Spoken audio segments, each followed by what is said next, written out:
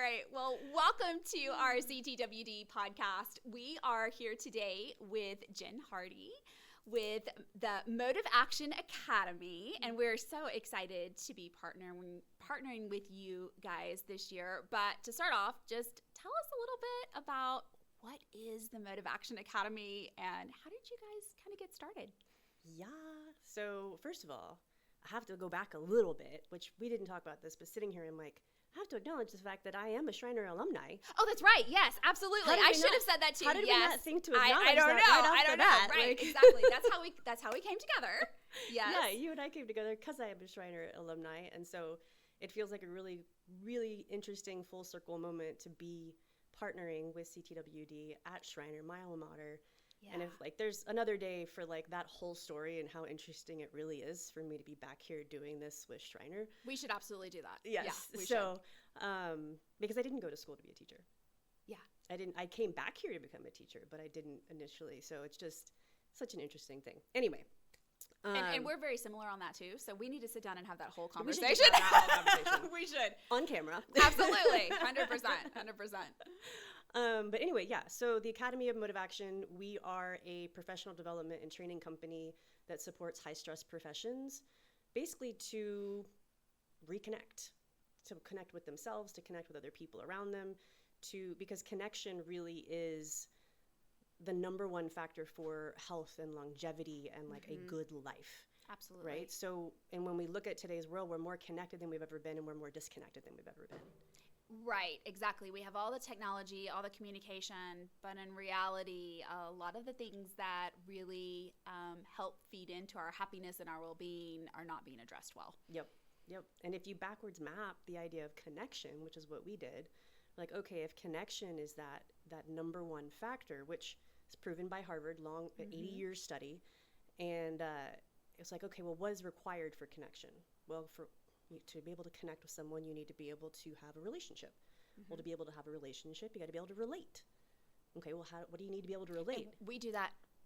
Every generation is struggling more and more with that. Oh, right? absolutely. Yeah, I mean, we're literally watching it happen, right? Yeah, we are. Suicide rates are raising through children, 14 to 18 especially, and then across the board in general, we're just seeing people get more and more isolated. So it's okay, connection, relationships, relate. Well, to be able to relate, you got to be able to communicate. Yep. Right? You got to understand the voices happening in your head. And for those of you who don't know what I'm talking about, the little voice that just said what voice, that voice. You got to know what that one is all about, right? And then you got to know how to actually communicate with someone else, not always make it mean something about you and turn it into this personal attack, and be able to actually have a conversation with someone. To listen and not be thinking about a response, but to truly hear what others are saying. Yep. Without it being me focused. Yep. Yeah. Yeah, I mean, we're meaning-making machines. That's who we are as humans. Right. That's just what we do. But it's how do we step outside of that to actually engage with each other? And I think at its most basic level, that's what we do. Yeah, which is why I was so interested as a former teacher, which we were kind of saying, and principal. When Jen and I first kind of started talking, I got really excited about this whole prospect of partnering because I saw the value in what you were offering for educators in general. We talk about teachers a lot, but really it's in all the aspects. It's your counselors, it's your principals, it's your school nurse. It's, it's all those people who are doing what they do every day to make sure our kids are educated. And it's not just in the classroom, it's in the school as a whole. So when we started talking, I kind of got the whole nerd cheese on, and I was like, yay, so I was super excited about that. So why do you think, we talked a little bit about this off camera, but there's definitely an issue in education with burnout, with educators leaving the field. We've done that. We're educators who left the field. Why? What do you think is going on with that's leading to all of this burnout and moving away from, and kind of just that feeling of overwhelmed that's causing people who went into this profession for a love of learning and education to go, okay, that's it, I'm done. Yeah. I mean, I think there are a lot of factors. For me, what it started as, I mentioned, I didn't go to school to be a teacher, right, initially. If you had told me I was going to be a teacher when I was 18, I would have laughed in your face. Right. Never going to happen. But life happens, right? I went back, got my teaching certification, and my first day in a classroom was in a classroom. Like my first day as a teacher. Mine too. And it was So, like, yeah, absolutely.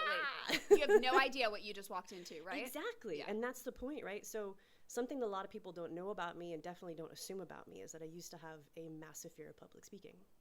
Okay. Yeah. Like red face, shaking hands, horrible sweating, like really obvious that I was uncomfortable being in front of people, being in front of a camera, whatever it might be. Now it's something I do for a living, right? Yes. But what if you look at teaching? What is teaching? Oh, that's all it is. It's public speaking. It's putting on a comedy show, that has some educational value 7 times a day. It's public speaking to young people who typically want to make you wrong or catch you doing something. Or don't want to be there or and don't could care less what you're saying. Care less. I mean, like, Yeah. oh my God. Yeah. Like, so talk about walking into my nightmare without even knowing it. Like, Yes. oh man, this is terrifying. And so hindsight though, what I realized is I wasn't afraid of public speaking, and I don't think most people are. And this will tie back. Yeah. I was afraid of being seen.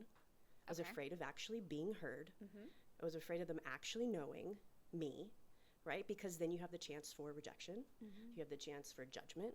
You have the chance for questions. God forbid they ask you a question that you don't know the answer to. Absolutely. Right? Like all of those things. And so for me, I still think that that's an issue because we don't teach teachers how to do the hardest part of the job, which is handle the humans. Absolutely.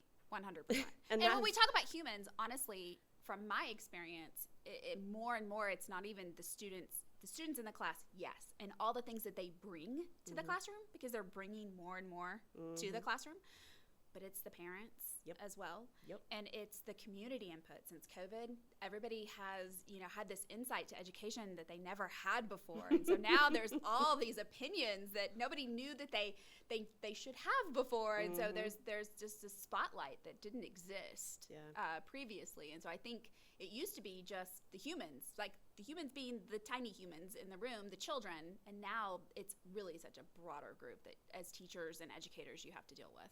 I agree. And I mean, I was a soccer coach. So I was the head soccer coach. I was also a coach here in Kerrville. But when I went to Vandergrift and Alston, that's when I was a head coach and talk about having to deal with parents. So like, yes, I said humans on purpose because I agree. Yeah. It's your coworkers, it's the parents, it's in my case, the athletes and the other coaches I have to deal with outside of that. I mean, it is literally how do I handle and navigate and manage my interactions with other humans, and more specifically, like their nervous system or their reactions and what they're making things mean and how they're receiving the information, and then boom, clash, pop, right? And like, what do we do? Yeah. And I think that's a big, if you want to like just give a big overarching why are teachers overwhelmed, burnt out, and leaving, because we don't give them tools to navigate that. Absolutely. Because when you can't navigate that stuff, your nervous system starts to get at capacity. Yes. Right? Because you have social capacity, mental, emotional, physical, and all these things, right? And so you're trying to navigate all these different elements of capacity, and eventually they all get full and you're just done. Yes. And that's, we don't teach people how to deal with it. We don't teach people how to deal with it, and we don't have any pathways for that either built into our system of, identifying burnout. And, in some, I think about like, even when you talk about police officers and things, they have like mandatory, right? Like you had a bad situation and we're going to put you on leave and you're going to do counseling and we don't have anything like built into like that for education.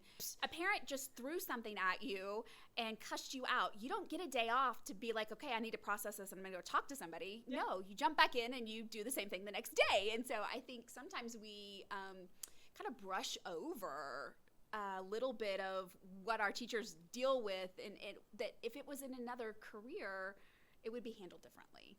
Absolutely. And I mean, it's funny to me that you bring that up, because it's not even just we don't give them time. I know so many principals that are like, no, you can't take a day off. Right. We don't have time for you to take a day off. We don't have subs for you to be able to take a day off. And I apologize to any subs, because I was a sub at one point as well. You don't want to take a sub because you're like, man, I want to come back to my classroom after a sub's been in here. Right. So then you just push through it because you don't want to do it. So we don't take the days we need. We just continue to be on and on and on, which is why this work came up, not just because I was an educator, but when we started working with police and fire front line, I was like, oh, wait a minute. This is so parallel to education. Very like, how did I miss this? Absolutely, 100%. And it's funny, I was listening, we were talking about podcasts earlier, but I was listening to one this morning on kind of self-care. And the guy said, you are the person who's responsible for taking care of you. And nobody else is responsible for taking care of you. It's like when you were born, you received a human that you were responsible for, and that's you. And I was like, oh my gosh, that's a whole new way to think about it. You know, we have to take care of ourselves. Yep. And so that's, again, what I love about what you guys are doing, because nobody says, hey, this is how you deal with this. We do less and less social training as we move through time. Yep. And we're seeing that with our kids. I see with mine, and I think, oh, I knew better and I did a great job, but I still see the way society has definitely played an impact in that, and kind of their ways with doing that. So we, as schools, we do tons and tons. I know, because I was a professional development person for my school for a long time. Yes, we do tons of hours of professional development. It's required for your license renewal. It's all the things that it's not necessarily hitting the mark. Yeah. So tell me a little bit about what you guys are doing that's different than your traditional PD, because what we're doing right now, it's not that it's bad. Yeah. But it's not necessarily hitting the target that the educators are needing to deal with what we were just talking about. Yeah, I mean, we all know there's a lot of options for PD out there, and I know principals are trying to make sure they make the right decisions of what do people need, and there's so much pressure coming from the state and from expectations, and then you look at the political climate right now, got to have the grades up, got to have attendance, got to have all these things stick out, and so it's really easy to want to throw all your professional development hours into curriculum and pedagogy and Absolutely. just bleh, I can go into all LPCs and like all these things, right? But all of it is about the kid. And I'm not saying that things shouldn't be about the students. Right. We got to know what to do with the students. But 100%. there's so little professional development that is about the educator. How do I take care of me? Right. How do I understand what's happening here so that when this little person in front of me is freaking out, I can manage me. Yes. I can regulate myself so that I can manage what's happening here and not make it worse or not take it personal or not just flip out myself and want to walk out of the room, whether it's a parent, whether it's a kid, whether it's a coworker. Yeah. Yeah, whoever Absolutely. it is. Absolutely. So I do feel like that, just to give the big picture, I feel like a lot of PD misses the opportunity to support the educator to support themselves. Absolutely. Yeah. And so that's what I love about what you and Irina are kind of doing, that just helps give our educators the knowledge that they need to be able to do exactly that, to Yes. take care of themselves in those situations. And I think it's so important, I keep saying educators because we talk about teachers, but as a former principal, it's so important to recognize that burnout happening or that moment. I mean, I can very crystal clear remember a couple of situations as a principal where I walked into a teacher's room and I said, goodbye. You're leaving for the day. And she was like, but I don't have sub-plans, but I don't, I don't care. Yep. You're not okay right this moment. And if you're not okay, you have to go take care of you, because you can't take care of the kids if you're not okay. So you need to go take care of you. And if I need to step in and take care of the kids, fine. Like whatever that looks like. Yeah. But I think that was something I learned very early on in administration, was I needed to be able to pick up on when my teachers were hitting that breaking point. Yeah. And I needed to be that release valve for them if necessary. Yep. Because there was no other release valve. There was no other safety net. There's no other catch. And so if I wasn't going to do that for them, then like what you said, it builds and builds and builds until the point where, they just throw up their hands and walk away. And sometimes you look back and go, well, why did you do that? Well, because all the signs were there, but we weren't paying attention. So I think as principals, it's important to also have this training, because you need to be able to look at your teachers and see those signs, and you need to be able to then coach them through moments, right, with the things that they already know. Because that's the other thing I love about PD. I'm a PD fiend. I love it. I'm a geek like that. I'm a numbers girl. I'm a PD fiend. But I always say your brain is like a filing cabinet. and you learn something, and then you learn something new, and what you learned first starts getting pushed further and further back. And sometimes we need to refile things back to the front because it's stuff that you know, but when people remind you that, you're like, oh yeah, I know that. Why am I not doing that in this moment? Like, I know better than that.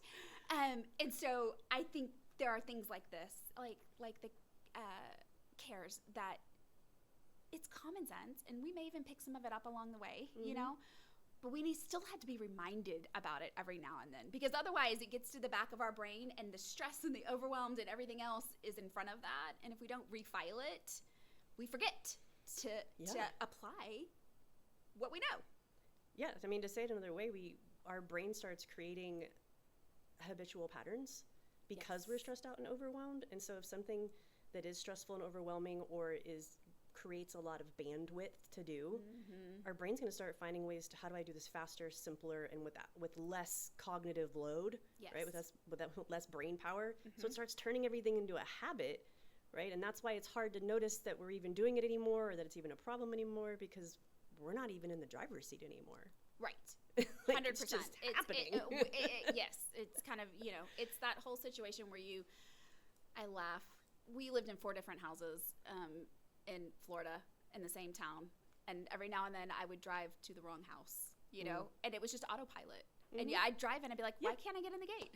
Oh yeah, I don't live here anymore. Right? Yes. And you're like, how in the world did I drive all the way to a house I haven't lived at in a year?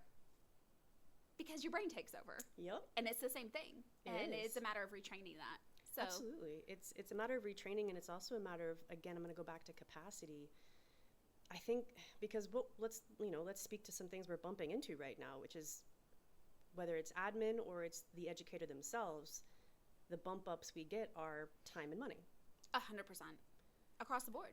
And this is more of what we can actually see because we're outside of it versus what they're saying, right? The time and money is the thing we throw in the air and be like, this is the reason. For me, the reality, knowing what I know and practicing what we practice, is that they are probably actually at capacity, like we talked about. So the idea of actually having to learn something new, or even be reminded of something, and therefore having to get into something and having to be responsible about something, right? And having to lean into that is like, everything in you is like, I ain't got time for that. I don't want to do that. Even though everything you want is on the other side of that. Right. And so it's being willing to acknowledge, like, where is this resistance actually coming from? Is it really coming from I don't have time or money? Or is it really coming from, I don't want to do that? Even though I say I want something different, right? We say we want something different, but do we do different things? Yes. Oh my gosh. So I'm married to a coach. Yes, you are. And so all of this resonates. And, one of the things he says all the time is everybody has the same amount of time every day. It's what you choose to do with it. So you're choosing to either improve and making that sacrifice and doing and finding, right? Or you're choosing to stay the same or move backwards.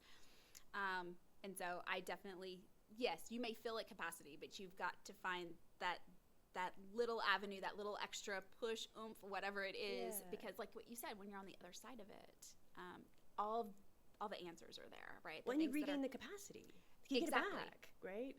And I think that's the other thing, just to circle back to, like, take the mental health day, take the day. People also think that just sleeping or Netflix and chill and just bleh is recovery. It's not. And it's not. Recovery is so much more in depth than that. And it's actually pretty personal. Yes. Like, there are some general things like going for a walk, getting out in the sunshine, reading a book if you have capacity to read a book, taking a bath, whatever. But, like, recovery is actually a very personal thing to figure out.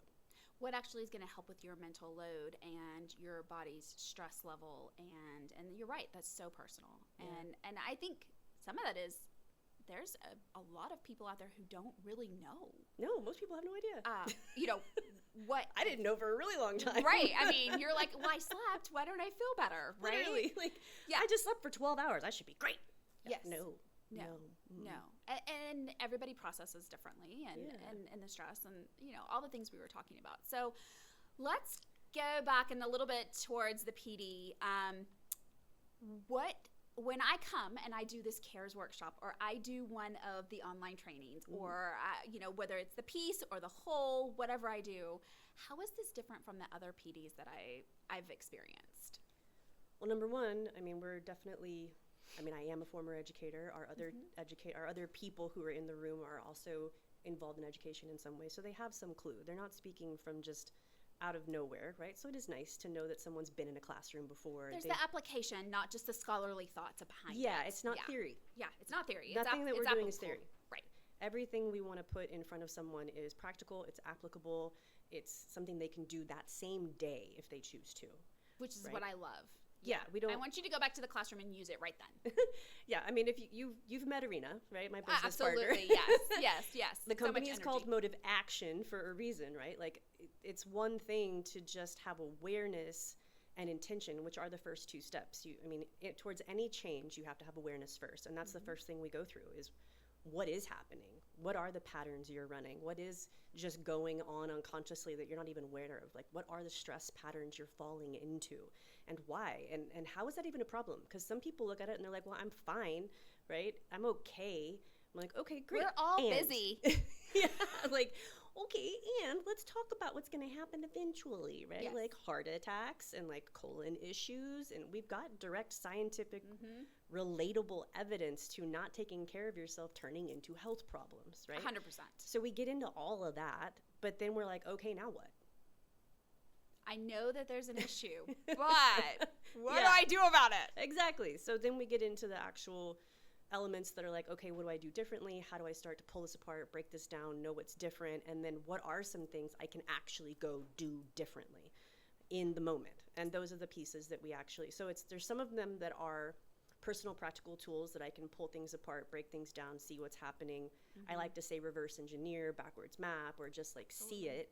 And then some of it's actual like, okay, you may need to set some boundaries, or you may need to learn how to communicate a little differently. Okay, well, here's a whole section on literal communication elements that you can go walk out and do today that are really simple, right? So it's kind of a mixture of all of the above. So I was mentioning the things you need for change: awareness, intention, right? So you got to be aware of what's going on. You got to set an intention. Right. Then you need a strategy, right? Then you Then you got to take the actions, and then you need accountability. Yes. So we're working on building all of those elements into what we're offering. And that's perfect. So when educators kind of go through this experience and they come out on the other side, how are they what's going to be different for them? So even though this is like 5 years post being an educator myself, I would say that the first time I actually learned this content was 2016. It was the first time I was introduced to some of these concepts. Easier way to say it was the first time I got out of my own damn way. Yeah. Right? I started to realize I'm responsible for how my life is going. And the first time I realized that, the initial response was like, bleh. Yeah. Yay. And then the next, immediately, within minutes, was like, but that means I get to do something about it. It empowers you. Yeah, I get to take the reins back. I get to have control back in my hands. Now, is it going to be easy or fun? No, right? Things are simple. Doesn't mean it's easy, right? What is it, Ted Lasso? Like, the truth will set you free, but first it'll piss you off. Like, yeah, it will, right? Because 100%. You're going to have to go take care of some stuff, clean some stuff up, and do things differently if you want different, as we already said. So for me, when I started to get these indications of how I had been living and how I had been doing, I did have to turn around, come back, and start doing differently. But immediately I saw a difference. I saw a difference in how my classroom literally responded to me. I saw a difference in how my colleagues, because I was definitely the Debbie Downer. Like, I used to be the, like, don't be around her. Like, she is an energy vampire, Debbie Downer. Yeah, like, can't, won't, don't, like my favorite words. Like, they were all over my language all of the time. I had, like, no one wanted to hang out with me anymore. I was miserable to be around. Right. And then as an educator, goodness, I was short-tempered. I didn't want any questions. Don't you dare ask me why. Like, I'm going to just stand up here and lecture at you until I'm done, and then you can let me know maybe, right? And, like, then as a coach, it was just so hard to actually be involved with those conversations with kids because I was full. I was like, oh my God, how am I supposed to do this? So I got way more capacity back. I got the ability to have conversations that were right in front of my face that I didn't even realize. Like, that's been right there the whole time, that if I just say this, do this, have this, it completely shifted where that went. Absolutely. And I think, you hit on something that I feel like is key, because you don't get to that point where you said I was the Debbie Downer, I was the Eeyore, I was the negative. You didn't get there overnight. No. That happens very slow and gradual, and it's almost like sometimes you just wake up and you go, oh my gosh, I'm not the person I used to be. And or somebody says something to you, that hurts your feelings, but it hurts because it's too truthful. All this, but usually this is like that, I call them aha moments, right? Yeah. You're like, oh my gosh, I have slowly become somebody that I swore I would never be. I do things I said I would never do. And that realization is hard in and of itself. And that's the awareness that you're talking about. Yeah. And then it's so much, I see so many times we hit the awareness phase and we don't know what to do. So we're stuck in that, which almost makes it worse. Yep. Because I know I'm not who I want to be. I'm not doing the things I want to do, but I don't know how to change. And so then you start to see some of the depression start to, because I'm not, and I don't. And it actually, to me, it amplifies, I can get that word out. Yeah. Amplifies the problem. Yep. Because now I have the awareness. Before I didn't know I was being a jerk. I didn't realize it. Yep. But now that I know and I see it and I don't know how to fix it, to me that's worse than being the unknown jerk a little bit, because it's hard on yourself. No, it is, because you've been teaching people how to treat you all along also. 100%. And so like now you want to do different. And so you're like, okay, I'm aware now. Like I'm going to go do something different. But everybody else around you was like, that's cute. Right. Like, you've been this way for a long time. How are we supposed to know this is different? Like, well, not only that, they're going to continue to respond to you until you prove to them that you're really going to do something different. Yep. And that's hard, because you're taking the step, but everybody is kind of going, I'm going to guard this a little bit. Yeah, becoming who you say you want to be is a scary place to start, and that is why most people stay exactly where they are, and they never get to where they say they want to be. And I'm purposely addressing this now, because this is what stops people from showing up. And it's like, again, if you want what you say you want, then you got to be willing to lean in. You got to get in the muck. You got to get in it. You got to get it all over you. You got to roll around on it a little bit. You got to be okay walking around with it all over you. Right. Well, and I'm a big proponent of this too. When you're looking to do this, there's others who are in the exact same situation. Yeah. And you talked about accountability. Yep. And I think it is way easier to walk through the hard things in life when you have somebody that's kind of doing it with you, whether that be a friend or a spouse or whatever, a colleague who found themselves in the same boat as you. I mean, because we know we know the rate at which teachers are leaving. We know this is happening a lot. You're not the only one in your building who feels like that. So you've got people there who are wanting. And so, this is an opportunity for you to take everybody has a teacher BFF, right? Everybody has that one teacher. Yes. You watch my class while I go to the bathroom.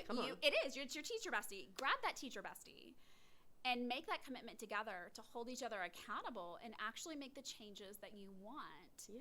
And this is a great opportunity for that. You don't have to walk it alone. There's plenty of people out there to walk with you. And this is a good opportunity for all of our... When you brought it up earlier, when you mentioned administrators, counselors, nurses, all of the above, right? Shared language. It's creating the culture. That's such an overused word, but that's it. You need the culture, the shared language of what's actually going on and how to navigate it with each other. And the accountability of having just someone. We get to set our environment. Yeah. We really, there's some things we can't control, but there's a lot that we can control. And so the people that we choose to surround ourselves with, you can choose to be the one who goes in the lounge and bashes, or you can be the one who walks in and says, yes, Johnny really wore me out today, but God, there's just something about Johnny that makes me want to try harder for him, because there's a lot going on there, right? Yeah. And it's perspectives. To get more curious. Absolutely. Instead of just angry. And I'm not saying 100%. That's easy, y'all. I get it. No, it's not. It's not. It's not. And it's worth it. 100%. But this is why we love doing live events. This is why the one we're going to do this summer here. Yes. Right? Why we want to do a live event, because there may be people out there that feel like they don't have a teacher bestie, or feel like they don't have community. That's really common in today's society, is that everybody's feeling a lot more disconnected, right? So when you come to something like what we're going to do for an 8-hour day, you're going to build community in there. Absolutely. Like, it's going to feel that way because it's the type of day that we're going to have. You can't not. Well, and it's also, to me, it's a great opportunity to get a little bit out of your little circle. I think in education, we silo a lot. Yeah. I said this the other day. I said, having been through lots of different levels of education, the higher up you go, the more siloed you are. Preschool teachers, they're all in it together, and they're all doing the same thing. And then kindergarten, but you get to middle school, and really we're more departmentalized, and we're more. And then you get into high school, and we really are even more so. And then you get into secondary, and man, the silos are there. And so I think that this is a great opportunity to not be so siloed, to get out of your comfort area, meet people who do what you do in other districts, it's just a great opportunity for that kind of networking. Absolutely. And to the same point, like, this is the reason we want to also be brought onto campuses, right? To have a chance to, I'm going to use that big scary word, to open up vulnerability within your own community, which everybody's like, ah!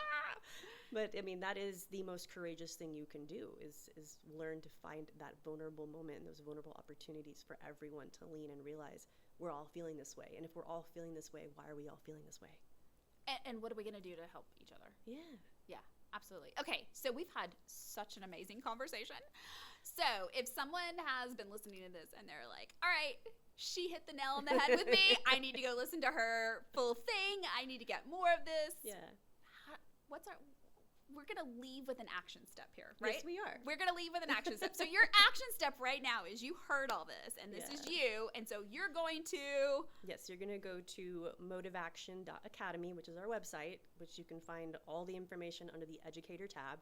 And that's motive with no E, so MOTIV dot academy. Or sorry, action, sorry, MOTIV action dot academy. I'm always so nervous about no E, leave the E out. Yeah. That's where you can find pretty much everything about anything. You can let them know what the site is for you guys. Yeah. So for us, it's just schreiner.edu /CTWD. And from our site, you can link to their site. And vice versa. Because we have a partnership here. Yes. Which is amazing. But this summer is the first one that we're putting together to just say, hey, come one, come all. We got 50 seats. Join us on June 23rd. Here at Schreiner on campus, 9 a.m. to 6 p.m. You get 8 CE credits. I mean, that's huge if you are trying to renew. And if somehow you don't know that you get to write stuff like that off, you also get to write it off when it's a CE credit. Yes.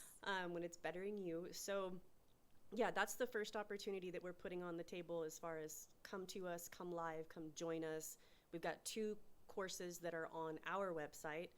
That are 1 CE each. One is the Drama Stops Here, and it is I love the name.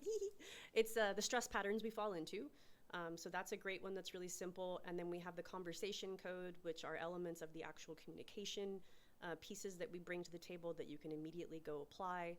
Those are both online to purchase. I think it's like $49. $49. Super cheap, super simple great. to just grab and go. Yeah.